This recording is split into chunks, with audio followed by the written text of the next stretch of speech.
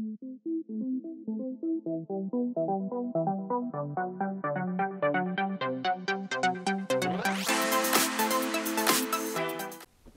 everybody, this is Graeme Anderson, and today I'm going to be looking at Masters of the Night. Now my favorite types of games are actually horror games. If I see a horror game, it's almost an instant buy for me. Of course, that always doesn't work out in my favor, as I've purchased many a game probably I shouldn't have.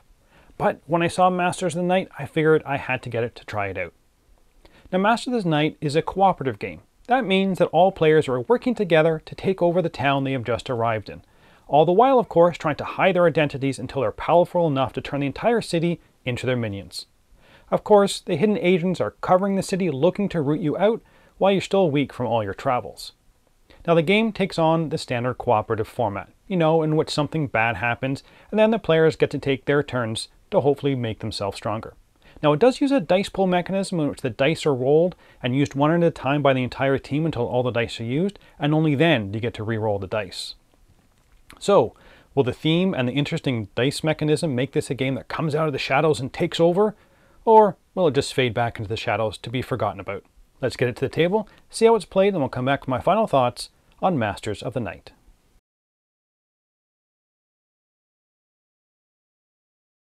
So here we have Masters of the Night set up for 3 players. You will lay out the district tiles with the railway in the top left, but all the others will start randomly.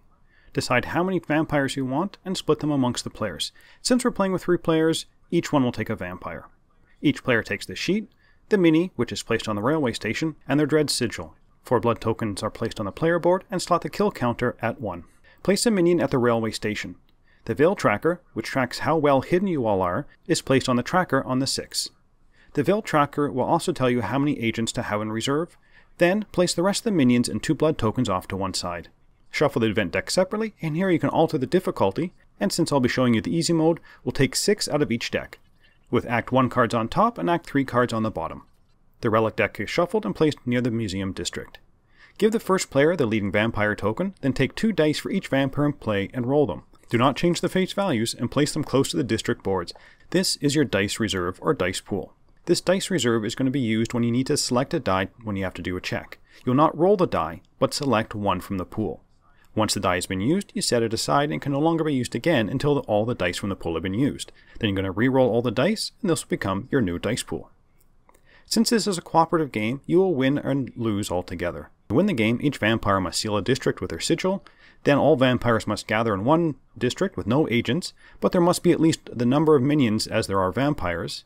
Finally, one of you must initiate the Blood Moon ritual, then you've won. But you will lose the game if the veil marker ever reaches 0, so you've been exposed and hunted down, or you must draw an event card and the deck is empty and you've run out of time. Now each game round is split into days. There's a day phase and a night phase. During the day phase, the leading vampire token will go to the next player, then you'll resolve any district with a day effect. Let's have a quick look at these districts, as these can be activated during the day, which is usually bad for vampires, or at night, which is usually beneficial to the vampires. Each district will have an effect that happens during the day, as shown by the sun, or during the night, shown by the moon, or if it has both, it will be active as long as the text is fulfilled. So during the day phase, you're going to activate all the districts with a day effect. You can do them in any order you want, but you must complete one before you move on to the next district. You will then draw and resolve an event card. First, you'll place new agents. You'll see the grid which represents the district layout, and the X's will show where the agents appear. Whenever an agent appears, it always appears face down or hidden. You'll refer to the veil tracker board to find out how many agents to place. There'll always be a single number for the red, but for the gray X's, if the numbers don't match, so the tracker may say 1 agent and there are 2 gray X's, then the players get to choose which X to place the agent on. Once the agents have been placed, resolve the event on the card. And while resolving the event and placing agents, every time you place an agent in a district that either has a vampire or a minion, you must decrease the veil tracker by 1. Now this is only once per district, so if you have to place 2 agents in a district with a vampire, the tracker still only decreases by 1. If you ever have to place an agent and there are no more in the reserve, you must move the veil tracker down by 1 for each unplaced agent. Next, the agents, during the day, if there is at least 1 non-drained vampire and at least 3 agents in a district, a combat occurs. Now a drained vampire is one that has lost all their blood tokens and whose mini is placed on the side, and I'll talk a bit more about that later. If combat happens, you flip all the agents in that district to their exposed side and combat happens. And I'll talk a bit more about combat when I talk about the vampire actions. But once all the day combat is complete, we move into the night phase. Now each vampire gets 2 action points to spend during their turn, starting with the lead vampire. Now if your vampire is drained, that it has had no blood tokens at the start of its turn, you'll take 1 blood token, stand your mini up, decrease the veil by 1, and proceed to take a normal turn. You can spend your action points on a variety of actions as outlined on your player sheet. As you kill agents, you'll be moving your kill counter up, because some of the actions can only be performed when your kill counter reaches a certain level. Now I'm not going to go through all the actions as they are pretty much outlined on your player board, but I did want to point out that you cannot start combat with agents who are hidden. They must always be exposed first by taking that action. All the vampires also have a blood ability and a dark ability which become available as your kill counter increases. Now let's talk about combat. Combat will either happen in the day, when there are 3 more agents in a district of the vampire, or during the night when the vampires initiate combat with exposed agents. If the combat is happening during the day, the vampire must always choose the lowest dice available in the dice pool, and all agents in the same district are exposed. If you're fighting at night, the vampire is free to choose from any dice in the dice pool, and the previously hidden agents remain hidden. You're only going to be battling the exposed agents. For each exposed agent, you must select a die from the dice pool. Again, during the day you have to take the lowest one. On a die value of 1 or 2, the agent stays in the district and you lose 1 blood token. 3 or 4, remove the agent and you lose 1 blood token. Or on a 5 and 6, you just remove the agent and you don't take any damage. If you run out of dice in the dice pool, re-roll all the dice to create a new pool. This continues until you have picked 1 die for each exposed agent. If the fighting vampire loses all of their blood tokens, another non-drained vampire in the same district becomes the fighting vampire. If all the vampires become drained, that is they lose all their health tokens, then the combat ends immediately. During combat, you'll be increasing your kill counter for each agent removed. Agents removed by minions increase the kill counter of the active fighting vampire, because during the initial part of the combat, you can remove a minion to remove an agent as well. If for any reason, due to the combat, using an ability or some other effect you have no blood tokens left, then you are considered drained. Lay your miniature down. You will be ignored by the agents, you cannot be attacked, and if an agent is added during the day phase, do not decrease the veil tracker. And of course, during the start of your next turn, you get 1 blood token back, stand upright, but you're going to be decreasing the veil tracker then. Now there are a few more rules like relic cards and further clarifications on the player's actions, which I'm just going to skip. The players will win if each vampire has placed their dread sigil in a district, then they must all gather in one district with no agents, but at least the number of minions as there are vampires, then they must initiate the Blood Moon ritual. And of course the players lose if the veil marker ever reaches 0, or you have to draw an event card and there are none left in the draw pile.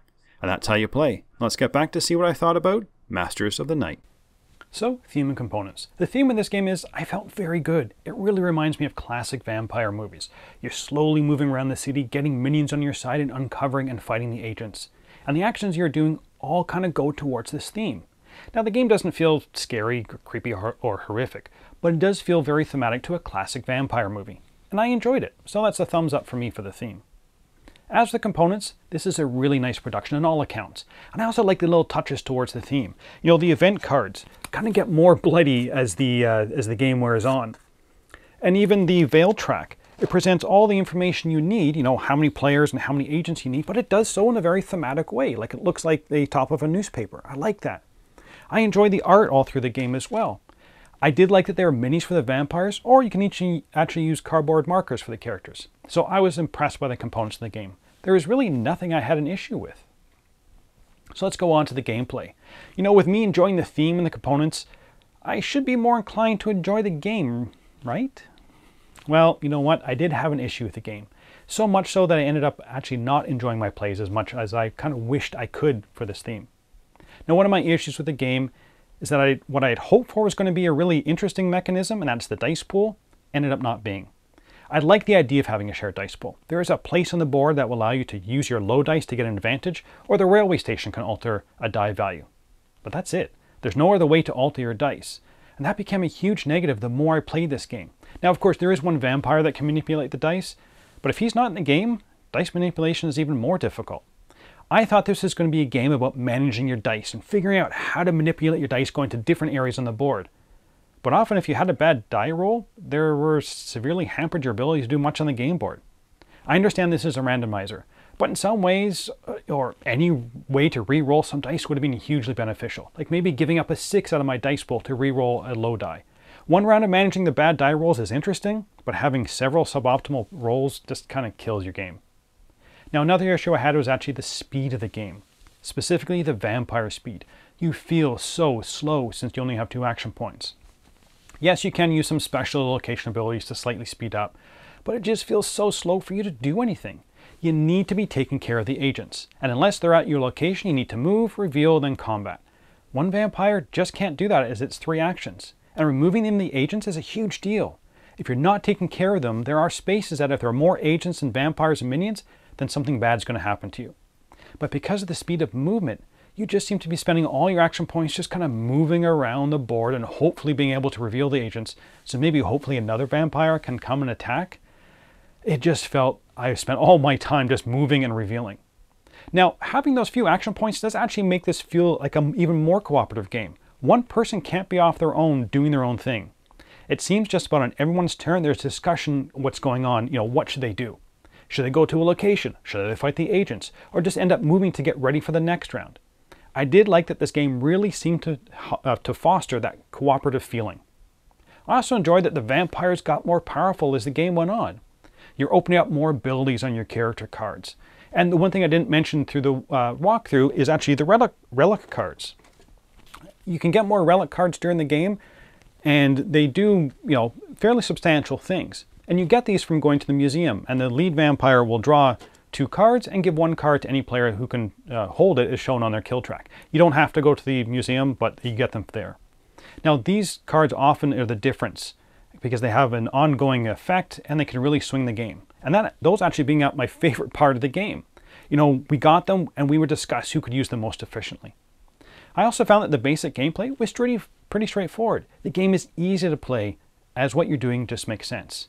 Now, winning the game is, I found, difficult. The only real way to alter the difficulty is change how many cards there are in each event deck. The higher the difficulty, the less cards you have. Now, I have not tried the highest difficulty, mainly because most of my games ended up dying during the 2nd act, so I never really got to the 3rd act. Now, the last issue I do want to bring up, and probably my biggest issue, is actually the randomness and the inability to mitigate it. Now, I've had games where we've lost 3 Veil on 1 event card, because each time you put an agent to a district that has a vampire or minion, you decrease your Veil. Yes, only once per district, but still happens more than I would like. The minions always feel almost like a double-edged sword. When summoned, they increase your Veil, but you're also increasing the likelihood of decreasing again when those agents are placed on the board. Add that to the random dice roll, and you can have a vampire knocked out during the day due to the rules around combat, having to take the lowest die. It just felt like the randomness just seems to pile up a little too much for my liking. And I didn't like that we didn't feel like we had enough tools to mitigate those randomnesses. So would I recommend this game? Ultimately, no. I feel it was just too random for me. I don't mind randomness in games, especially cooperative games, but I felt sometimes it was just a little too unbalanced. Now, I really did like the theme and the components. Those, to me, were top-notch. I also enjoyed how easy it played, and the learning curve meant you can almost jump right into the game, as setup was also a breeze. I also really enjoyed how it fostered the teamwork approach to the game. Each character has something to add due to their vampire strengths, and with your extremely limited actions, you had to be coordinating who was going to be doing what. Unfortunately, I felt the game was hampered by the sheer randomness, and especially the limited tools you had to mitigate the randomness. Combine that with the fact that it seemed to take you forever to actually do anything in the game, as each round you felt like you're accomplishing almost next to nothing. Just up the frustration level for me. The dice pool, although I thought this was going to be fun and interesting, turned out to be less so than what I had hoped for. So overall, I'm going to give this game a 6 out of 10. It's not a bad game, but I just felt that there were too many negatives for me. I want random events to happen in co-op games, but I want to be given the tools at my disposal to deal with them. And I felt with this one, I just wasn't given the opportunity to enjoy the game really before I came too frustrated with the randomness. Now, you may have a higher tolerance for randomness than I do, and you might enjoy the game, but for me, this was a pass. And that's it for the moment. Until next time, thanks for watching.